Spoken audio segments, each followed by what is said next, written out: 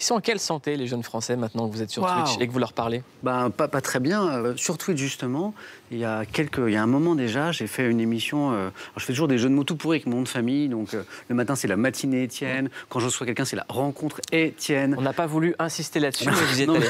Mais j'aime bien m'auto-flageller. Et là, j'ai donc un autre format qui est la parole Étienne. Et donc, c'est de la libre antenne, j'ai rien inventé, mais je donne la parole à les gens qui m'appellent, en fait. Je prends leur téléphone et hop, je les passe à l'antenne pendant 3 heures.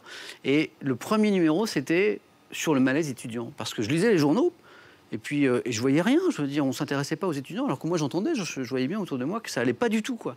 Et donc, j'ai fait 3 heures d'échange comme ça, je leur ai donné la parole. Et là, on a senti vraiment quelque chose, le malaise qui était d'être étudiant, ou même jeune tout court, dans ce qu'on vit aujourd'hui. Et puis après, les semaines qu'on suivit, c'est pas moi qui ai provoqué ça, hein, soyons modestes, mais après, j'ai trouvé que les médias ont commencé à s'y intéresser plus.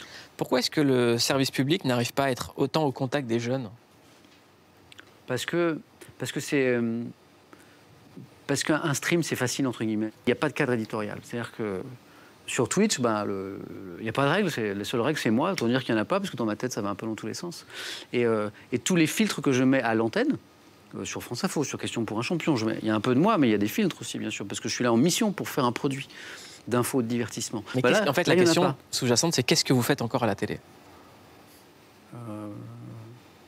Qu'est-ce que je fais encore à la télé? Mais en fait, Twitch, c'est pas mieux, c'est juste différent, en fait. C'est des plaisirs très différents. Mais Twitch, par exemple, alors c'est vrai que ça peut paraître fascinant parce que c'est très libre, il y a l'interactivité qui est fascinante qu'on n'a pas. Là, on ne sait pas ce que les gens qui nous regardent là, en ce moment pensent. Hein. Alors ça, c'est formidable sur Twitch, ils vous le disent tout de suite. Donc il y a des échanges, parfois on me met en difficulté, mais on me dit tu ne lis pas tel journal, tiens, tu ne nous parles pas de ça, c'est louche et tout. On me pose des questions, j'adore.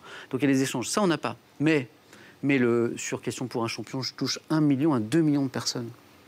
Et là, le matin... J'ai cru que c'était d'euros. Non, 2 euros. Non, c'est le service public. Enfin. Sinon, il n'aurait pas que des dragons tatoués. Les tarifs vont changer. Il aurait des ailes. Mais sur Twitch ce matin, alors c'est super, hein, mais je touche 10 000 personnes en direct. Il y a une sorte d'addiction maintenant, non? Ouais, carrément. Ça donne cette impression-là. C'est C'est-à-dire que vous étiez néophyte il y a encore quelques mois. C'est le mot. Et là, vous êtes plein dedans, quoi. Quand on m'a fait découvrir cet univers, parce que c'est un streamer qui s'appelle Étoile qui m'a tout expliqué, en fait. Hein. Donc, ça a été mon maître Jedi, moi. Il m'a tout expliqué. Il m'a fait comprendre que c'était un super instrument pour faire des trucs géniaux. Et puis, mais je le voyais streamer genre 12 heures par jour. Hein, Et là, je me dis, mais c'est pas possible, il y a un truc. Et puis moi, je m'étais dit, bon, j'ai déjà 2 boulots, Question pour un champion France Info, j'ai 2 petits garçons, je fais un peu de sport, je vais streamer une fois de temps en temps. Je vais streamer une fois par semaine. Vous avez une épouse, hein, quand même. Et j'ai une épouse aussi, qui est très patiente, qui est très tolérante. Hélène, je t'aime. Vous pouvez le redire? Elle le sait. J'ai pas entendu, vous avez dit quoi? Hélène, je t'aime. Voilà. Mais je lui dis tous les jours, je lui dis dans mes streams aussi. Mais c'est totalement addictif, parce que ce truc, cette relation permanente que vous avez avec les gens qui vous regardent, qui vous renvoient la balle, qui vous disent « Ah, c'est super ça !» ou au contraire « Ah, ça, c'est un peu naze. Ça, ton explication est toute pourrie. » Ça, intellectuellement, c'est tellement fascinant que quand on a goûté à ça, je devais le faire une fois de temps en temps, et en fait, je suis là tous les matins. Sur Twitch, il y a également, c'est une plateforme qui est détenue par Amazon, il faut le rappeler, et qui a des règles, a des codes très stricts, des mots à dire, à pas dire. Oui. Donc il y a également une forme de bien-pensance qui peut s'installer sur Twitch, parce qu'il y a des choses qu'on ne peut pas dire. La nudité est interdite, par exemple. Aujourd'hui, un jeune journaliste qui veut être libre, vous lui dites, va sur Twitch ou va à la télévision?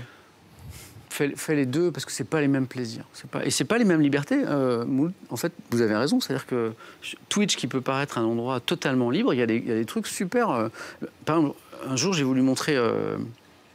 vous vous rappelez du petit garçon, le petit migrant qu'on avait retrouvé, Elan, noyé sur une plage. Et à un moment, on est sur un anniversaire de ça. Donc je trouve un article génial dans l'IB, je crois, pour un peu reparler de ça, et notamment de son papa, qui aujourd'hui est revenu dans son pays et est dans une association pour parler aux enfants et pour dire ne partez pas. Ne partez pas. En Syrie? Oui. Donc, un papier là-dessus. Et dans l'article, il y a la photo du petit garçon. Et je m'apprête à la montrer. Et là, tout le monde m'arrête en me disant non, il ne faut pas montrer de cadavres sur Twitch. Tu vas être ban, en fait, on va te fermer ta chaîne. Il y a plein de... Et moi, en tant que journaliste, mais j'étais super choqué.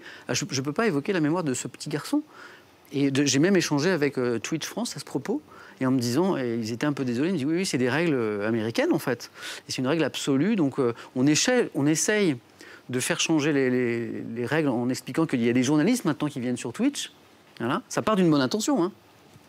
Donc ils ont conscience du problème, mais c'est pas un endroit totalement libre. On peut pas passer de musique sur Twitch.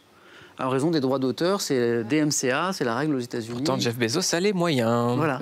Mais donc, il n'y a pas toutes les libertés, et à la télévision, on n'a pas toutes les libertés non plus, mais on en a d'autres. Mais est-ce que c'est pas un paradoxe de faire venir des jeunes, en fait, à la presse écrite par la revue de presse, alors que la presse écrite aujourd'hui c'est un super vieux truc. Est foutue, quoi. Mais non, justement. Mais non, pas du Catherine, tout. dites pas ça. Regardez, Télé++. Mais oui, mais non. Et c'est quoi si c'est pas de la presse écrite, mais ça moi, je suis sûr qu'on va gagner ce match. C'est-à-dire que, en fait, pourquoi les jeunes ne lisent pas les journaux? Parce qu'on leur a pas dit que c'était bien. Qu'on leur a pas dit que c'était cool. Moi, j'ai un discours qui est un discours tout naïf, tout bête. Je leur dis, mais le kiff, la presse écrite. Je leur dis, mais prenez n'importe quel journal national, le PQR, feuilletez-le. Vous allez tomber au moins sur un article qui va vous toucher, vous apprendre des trucs. Voilà. N'importe lequel. Et après, ils m'envoient des DM sur Twitter, des messages sur Twitter avec une photo. Et je vois Paul, 30 ans parfois, pas tout jeune forcément, il me dit, j'ai acheté mon premier journal hier. Eh ben bravo, Paul. Et t'as raison, c'est cool. Non, mais en fait, on leur a pas dit. Il y a une éducation aux médias qui n'a pas été faite, les parents, les profs, on ne leur a pas dit que le meilleur moyen de s'informer aujourd'hui, parce que c'est un média qui prenait le temps, qui n'est pas tous les quarts d'heure à prendre l'antenne pour essayer de nous faire croire qu'il se passe quelque chose, sur le mode de la chaîne info. Non, c'est un journal qui réfléchit pendant 24 heures à qu'est-ce qu'il faut dire de l'actualité avec quels mots. Voilà, c'est ça un journal.